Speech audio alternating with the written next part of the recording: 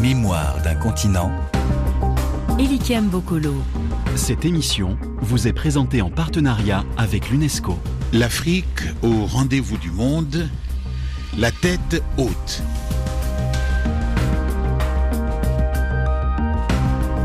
Non, ce n'est pas une utopie.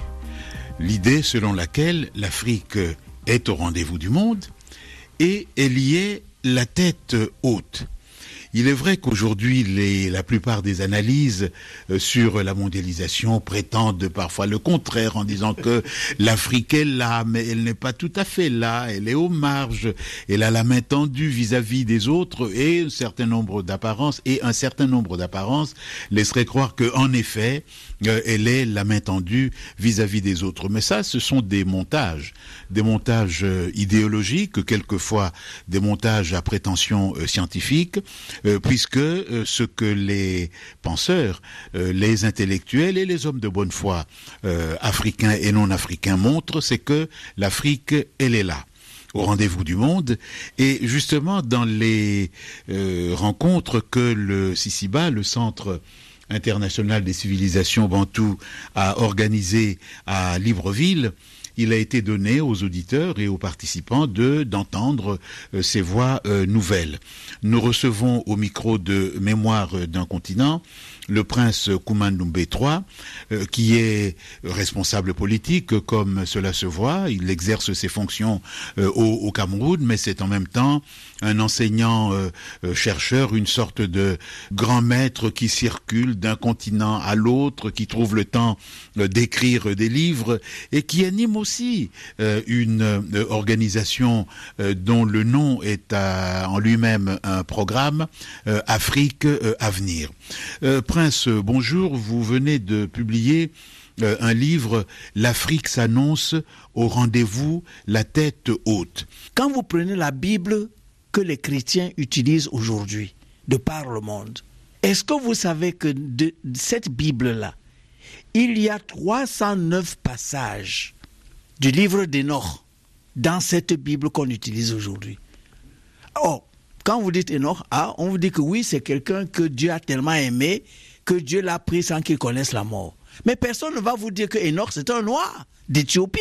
Est-ce que les chrétiens, que ce soit à Rome ou à Douala ou à Kinshasa, savent que cet Hénoch-là qu'ils célèbrent dans la Bible, c'était un noir d'Éthiopie, et que cet Hénoch-là a écrit son livre 9000 ans avant la naissance de Jésus-Christ.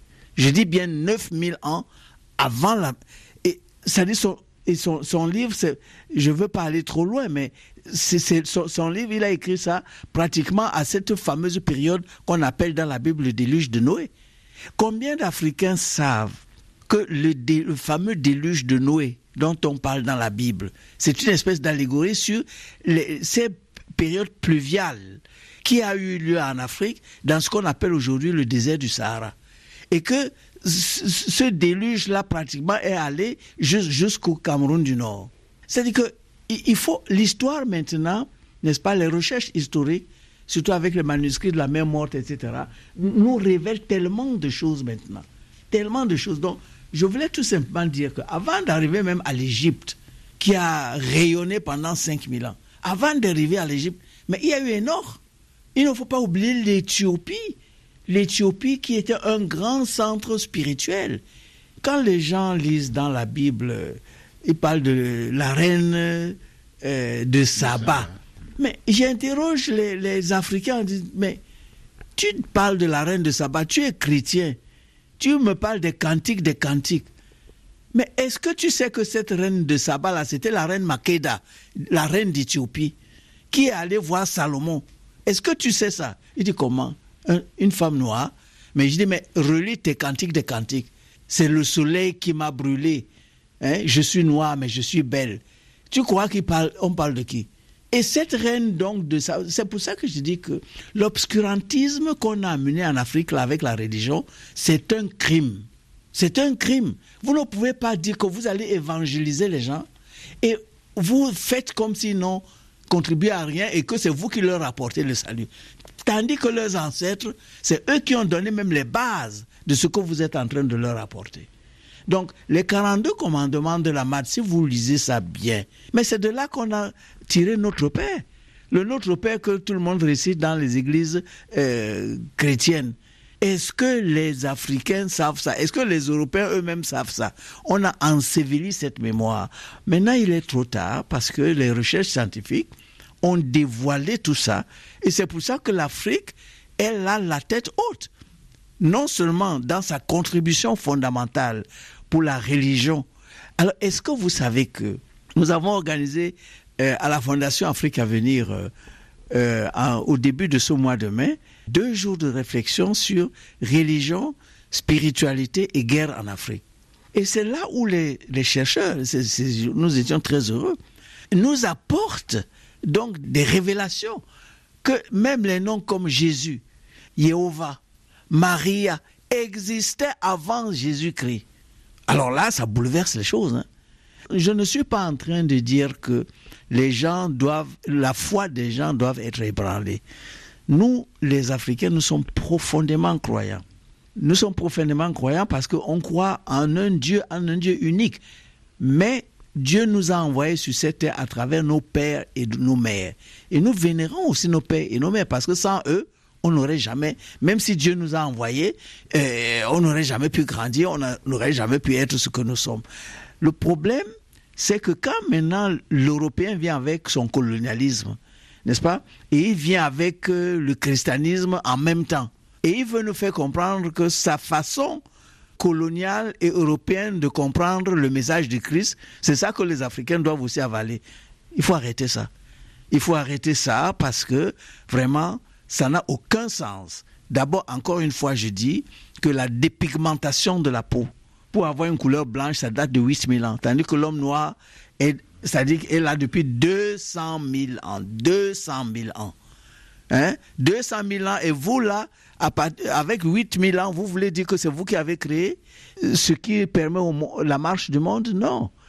Chacun contribue à sa manière, selon les époques, mais l'Afrique est au rendez-vous, la tête haute, au niveau de la contribution dans tous les domaines scientifiques. S'il vous plaît, prenez l'os d'Ishango. Vous allez à Bruxelles aujourd'hui, à la place de la monnaie, il y a l'os d'Ishango que les Belges ont amené là-bas pour célébrer le début de la science. Et l'os d'Ishango vient d'où? L'os d'Ishango vient de la République démocratique du Congo et date de 20 000 ans avant Jésus-Christ. On avait déjà pratiquement une espèce de plaquette mathématique, comme nous aujourd'hui on utilise avec nos iPhones, etc. Et que les Africains ont inventé ça. Il y a 20 000 ans.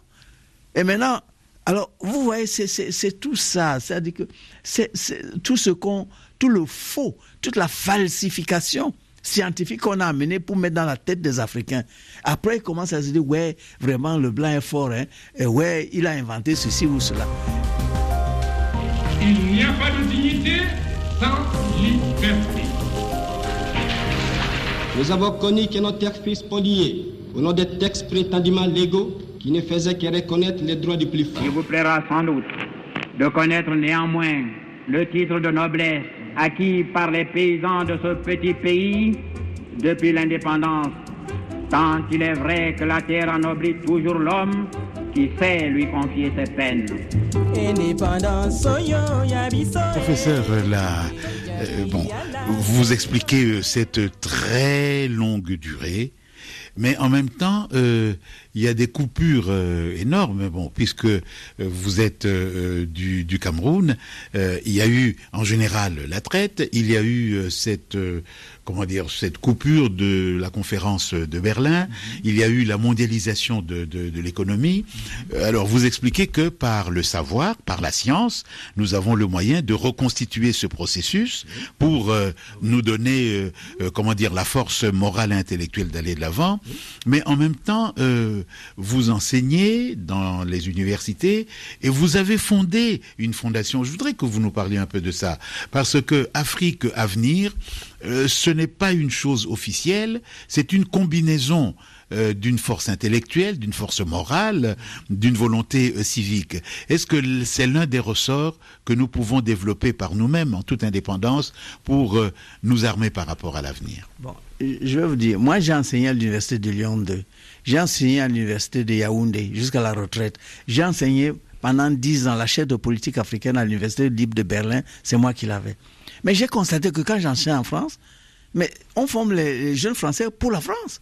Quand j'enseigne en Allemagne, on forme les jeunes Allemands pour l'Allemagne. Et quand j'enseigne au Cameroun, je vois que, mais qu'est-ce qu'on est en train de faire là? On est en train de former des esclaves pour les autres. C'est-à-dire les gens qui vont, c'est-à-dire même les ingénieurs, ce sont des espèces d'ingénieurs de maintenance des machines que les autres ont fabriquées.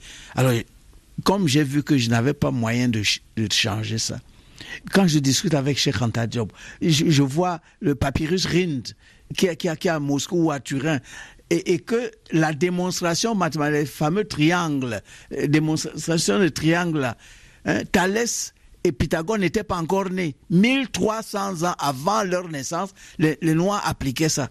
Mais moi, mon enfant, quand il va à l'école au Cameroun, on lui enseigne que ça, c'est le théorème de Pythagore et de Thalès. Je suis fatigué de dire, arrêtez-moi ces bêtises scientifiques. Que les ministres des enseignements secondaires dans les pays africains prennent leurs responsabilités. On ne peut pas continuer à enseigner des mensonges scientifiques à nos enfants. Thalès et Pythagore n'ont pas inventé. Ils sont venus ici pendant 20 ans à 22 ans pour apprendre auprès des prêtres noirs. Après, ils rentrent en Grèce. Après, le colonialisme nous amène ici. Il dit que ça, c'est l'invention des Grecs. Donc, s'il vous plaît, je crois qu'il faut être sérieux entre hommes de science. Il ne faut pas faire... Et puis, au niveau de la politique, nous devons éclairer nos hommes politiques pour leur dire, attention, voilà, c'est-à-dire les falsifications qui sont en jeu. Donc, quand j'ai vu donc tout ça et que j'ai vu que nos universités forment des diplômés illettrés sur eux-mêmes, c'est-à-dire que le gars, il a la licence, la maîtrise, le master, le doctorat, n'est-ce pas? Mais il ne sait rien sur lui-même. Il ne sait rien sur son environnement. Il ne sait rien sur son pays. Mais j'ai dit, mais ça, c'est un crime. Vous ne pouvez pas organiser un génocide, parce que le génocide, c'est ce qui est structuré et organisé et financé. Vous ne pouvez pas, c'est-à-dire organiser un génocide intellectuel et spirituel dans vos structures d'enseignement jusqu'à l'université. Jusqu'à quand?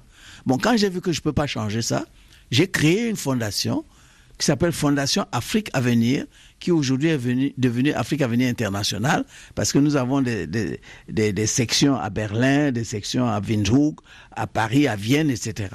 Et l'essentiel, c'est quoi? C'est d'offrir à la population et aux chercheurs les sources du savoir africain. Parce que le savoir africain, ça fait depuis 200 000 ans qu'il existe.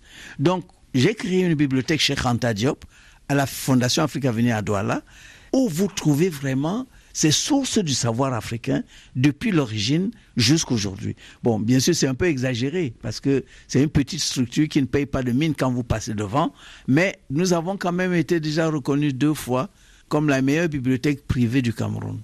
Bon, c'est déjà ça. Mais en réalité, on veut aller vraiment au-delà, c'est-à-dire offrir aux Africains, offrir aux hommes, pas seulement, mais même à l'humanité, dire voici, vous venez là, vous voyez l'os du Shango, 20 000 ans avant Jésus-Christ. Hein? Vous voyez les fameux théorèmes qu'on attribue à Pythagore et à Thalès. Vous voyez comment on appliquait ça avec les pyramides 1300 ans avant la naissance de ces Grecs. Donc, quand vous venez à Afrique à venir, c'est ce qu'on veut vous offrir. Mais en même temps, on s'est dit, une bibliothèque, ça ne suffit pas. C'est trop intellectuel. Alors, nous essayons de collectionner les films que les Africains, par exemple, ont fait. Nous avons collectionné actuellement plus de 150 films et on projette ces films, on amène ces films dans les écoles, dans les universités.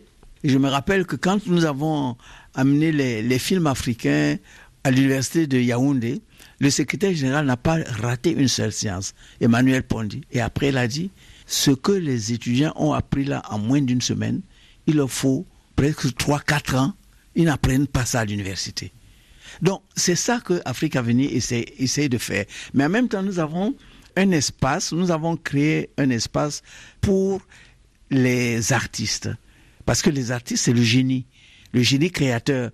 Donc, les peintres, les sculpteurs, etc. ont un espace où ils peuvent exposer. Et nous avons créé une espèce de librairie qui gère tout ça. C'est que tout ce que les Africains publient aujourd'hui, tout c'est un peu exagéré, mais ce que les Africains produisent, vous venez à la librairie Le Génie africain d'Afrique à venir, vous trouvez tout ça. Bon, maintenant, depuis 1 an, nous nous sommes dit qu'il faut aller plus loin au niveau de la recherche scientifique. Il faut arrêter de dire qu'on forme des diplômés illettrés. Il faut trouver une formule. Comment travailler avec les universités pour former des gens qui travaillent à partir des sources du savoir africain.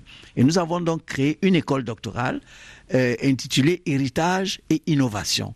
Leadership Management in African Affairs. C'est-à-dire, on veut former des leaders.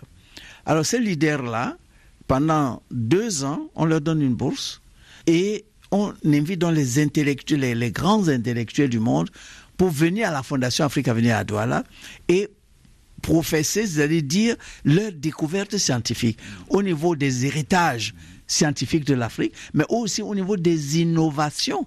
Parce que, est-ce qu'un Camerounais qui a fait son doctorat sait que l'ascenseur, c'est un Noir qui a inventé ça? Est-ce qu'il sait que le feu rouge, c'est un Noir qui a inventé ça? Donc, ça, on leur donne. On appelle les experts du monde entier qui exposent. Donc, c'est tout un programme que nous avons inauguré en janvier 2016 et qui forme les gens dans l'interdisciplinarité. C'est-à-dire que le juriste qui vient à Afrique à venir, il reste juriste, il reste inscrit dans son université d'origine. Mais il vient là et on lui montre que, regarde la charte Kourougan-Fouga, 1236. Est-ce que tu as déjà étudié ça? Non. On lui dit, voilà comment le Cameroun était organisé juridiquement avant la colonisation. Tu as appris ça à l'école? Non.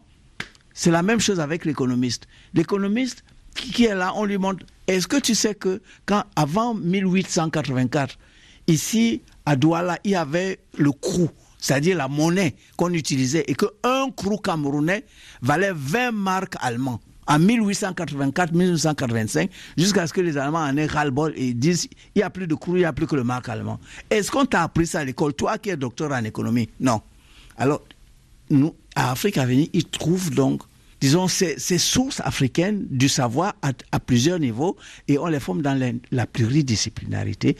Et la dernière chose, c'est le know-how. On les envoie sur le terrain tout le temps, pour qu'ils ne soient pas seulement les gens qui savent utiliser le BIC. Dernière question, très importante évidemment, la question des langues. Mais quelqu'un qui a perdu sa langue a perdu son âme. Et ça, c'est très clair. Imaginez-vous la France.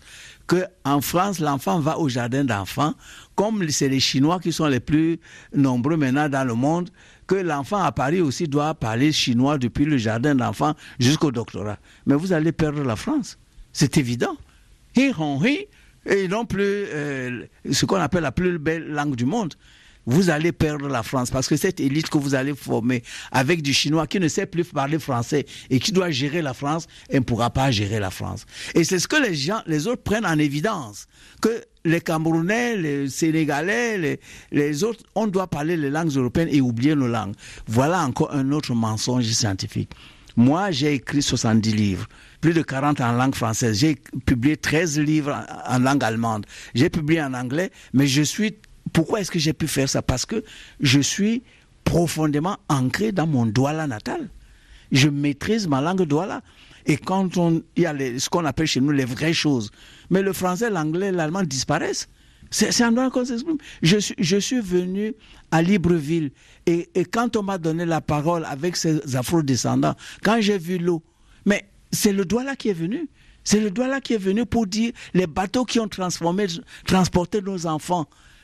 C'est cette eau qui a transporté nos enfants là-bas. C'est cette eau qui ramène nos enfants pour qu'on les lave et qu'on lave toutes les souffrances et les douleurs qu'il y a eu pour qu'on reprenne et qu'on rebâtisse ensemble.